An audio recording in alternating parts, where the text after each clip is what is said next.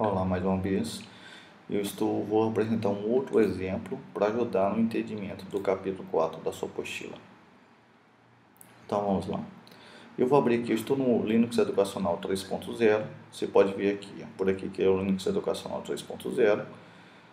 Venho aqui em utilitários e vou abrir o editor de texto Kate. Como eu falei numa videoaula passada, quem estiver utilizando o Linux Educacional 2.0, você pode procurar um editor de texto chamado Gedit. Quem estiver utilizando o Windows e tiver instalado o programa DevC++, então você abre o programa DevC++ para replicar este programa. Então, olha só, vou abrir o editor de texto Kate e vou abrir um arquivo aqui que eu já preparei para essa videoaula. Bom, este é o arquivo que eu preparei para uma videoaula. Estou no início dele, eu declarei a biblioteca, logo após a biblioteca eu tenho a minha função chamada main, e aqui ao término eu tenho um termo da minha função main, ou seja, o final do bloco dela, né, que é sempre o esqueleto que você tem que colocar. É a biblioteca stdio.h, a função main, que eu abri aqui e fechei a função main aqui. Bom, o que você tem que entender aqui inicialmente, que eu estou voltando a reprisar isto. O que é função? Função é toda palavra que ao termo dela tem um parênteses. Então essa é uma forma fácil de você visualizar uma função. Então nesse pequeno código aqui eu tenho a minha função main e tenho a minha função printf. E tenho a minha função também chamada if. Agora eu tenho diferença das funções. Tem função que é terminada com ponto e vírgula, como é o caso do printf aqui. Mas a função main não tem ponto e vírgula ao final dela. Ou seja, ao final dela você pode ter uma chave, que é ao término do nome da função ou logo abaixo do nome da função. Quando o nome da função tem uma chave, significa que você está programando a função. A função existe, mas não existe programação para ela. Então, o que você está fazendo é programando a função. Então, por isso que eu coloquei a chave aqui no caso do main. Enquanto que no printf, estou apenas utilizando a função. O comportamento ou a programação dessa função já está determinada pela biblioteca stdio.h. Então, essa é a diferença das duas. E essa diferença visual você consegue perceber claramente. Bom, o que eu fiz nesse programa? Nesse programa, basicamente, eu criei três variáveis, x, y e z. E as três variáveis são do tipo inteira.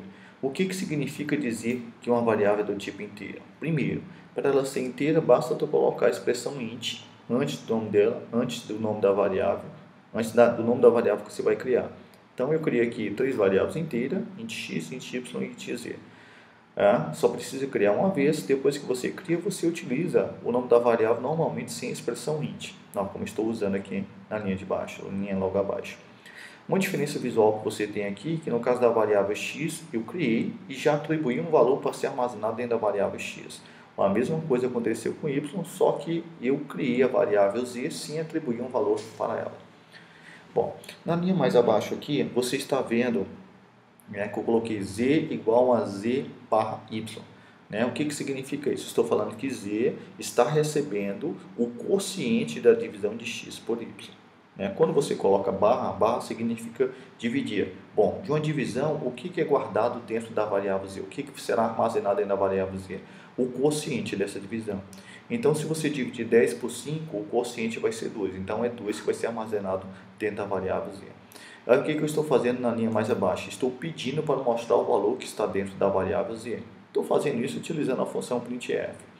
Dentro da função printf eu tenho um texto que eu coloco entre aspas, e você tem aqui a esquema do porcentagem d. Porcentagem d, que eu posso, é opcional eu usar isso dentro do printf, mas no caso, quando eu estou usando aqui, significa que no lugar desse porcentagem d, eu vou, durante a execução do programa, vai ser substituído por um valor inteiro. Que valor inteiro é que vai ser substituído no lugar desse porcentagem d? Vai ser colocado simplesmente o nome da variável que está após a vírgula, no caso, z. A mesma coisa aqui, tem z recebe x porcentagem y. Quando você utiliza o símbolo da porcentagem, você está falando que em uma divisão de x por y, o que deve ser armazenado na variável z não é o quociente da divisão, e sim o resto da divisão. Então, neste caso aqui, x vale 10, y vale 5, então qual vai ser o resto dessa divisão? Se você dividir na mão, você vai ver que o resto é zero, então é o zero que vai ser armazenado na variável y. Tá aí a diferença entre você usar barra e você usar o símbolo de porcentagem entre duas variáveis. Então, quando ele imprimir para você essa mensagem na tela, ele vai falar o valor de z é zero. Ô professor, mas o valor de z não era 2? Era 2. Mas aí você tem que lembrar daquela regrinha básica. Qual é a regrinha básica? Uma variável só pode armazenar um único valor. No caso, se a variável já estava com o número 2 aqui, que foi feita nessa operação, ela estava com o número 2. Então, o que vai acontecer com esse número 2 quando se fizer esta operação? Bom, como vai obter 0 e eu só posso guardar um valor dentro da variável, então significa que o 2 que está dentro da variável Z vai ser apagado e o 0 vai ser colocado no lugar dele. Ou seja, aqui o Z valia 2, aqui o Z já está valendo, o valor de Z já é 0. Ele vai imprimir essa mensagem para você, o valor de Z é 0. Aí o que eu estou fazendo com essa simbologia aqui, o x mais mais? Bom, mais é para mim incrementar em 1 o valor que está dentro da variável x. Então, dentro da variável x vai ser 10. Se eu incrementar 1, é 10. Né? Se eu incrementar 1, ele vai para quanto? 11.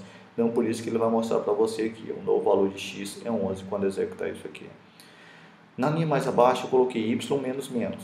Ou seja, é o contrário do que eu fiz com x. O mais é para você incrementar 1. E o menos menos é para você decrementar 1.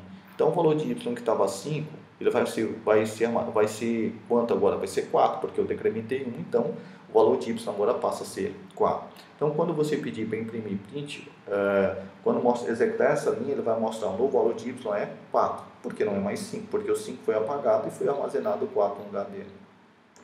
E aqui mais embaixo eu estou fazendo uma operação básica. Estou colocando entre parênteses um x, coloquei 2 sinal de igual e um y. Esse 2 sinal de igual eu uso para testar a igualdade. Eu estou perguntando se x é igual a y. Qual o valor que está em x? Bom, o valor que está em x é 11. Qual o valor que está em y? É 4. Então, se eu estou te perguntando 11 é igual a 4, verdadeiro ou falso? Essa condição é falsa. Como é falsa, ele não executa o bloco do if. O que é o bloco? É aquele que começa com chave e termina com chave. Então, essa linha vai ser ignorada e o programa, em tempo de execução, vai pular para a linha de baixo. Bom, nessa linha de baixo, eu coloquei x, ponto de exclamação igual a y. O que significa esse ponto de exclamação igual? Significa, uma sintaxe que eu utilizo para perguntar se o conteúdo de uma variável é diferente da outra. Ou seja, o valor de x é diferente do valor que está em y. Ou seja, quanto é que está em x? 11. Quanto é que está em y? 4. 11 é diferente de 4, verdadeiro ou falso? Verdadeiro. Como a condição é verdadeira, ele executa o que está dentro do bloco desse if. O que ele vai mostrar para mim? O valor contido em x é diferente do valor contido em y. Nesse meu caso aqui, eu estou colocando essa linha em duas, esse printf, na verdade, tem que ser colocado numa linha só. No meu exemplo aqui, ele tem duas linhas porque eu não tenho espaço aqui para colocar. Então, quando você for replicar esse exemplo no seu computador, você vai colocar o valor de x é diferente do valor contido em y, tudo numa linha só. Beleza? Então vamos ver o efeito visual disso aqui. Eu vou abrir o terminal aqui, vou abrir o terminal e vou compilar esse meu programa, gcc-o tt prog1 prog2, desculpe, .c. prog2 por quê? Porque é o nome do arquivo texto, olha só, onde foi digitado isso aqui. tt é o nome que eu estou dando, que vai ser gerado quando compilado esse prog2. No caso desse TP, você poderia colocar qualquer coisa, né? Esse é o exemplo que eu estou dando. E o GCC é o compilador. Vou dar um Enter.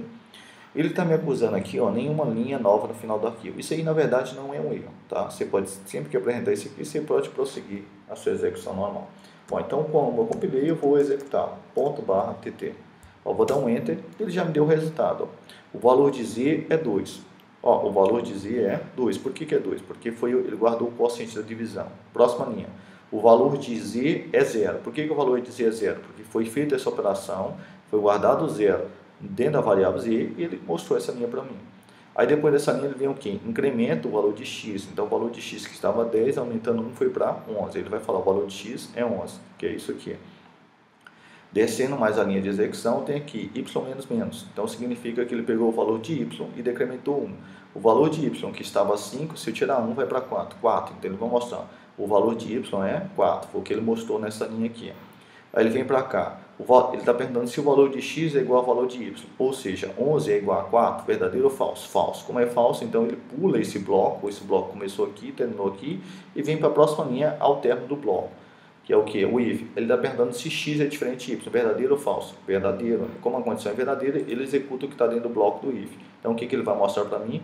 O valor contido em x é diferente do valor contido em y. Ou seja, foi a mensagem que está mostrando aqui embaixo. Bom, pessoal, é isso aí. Até a próxima vídeo aula.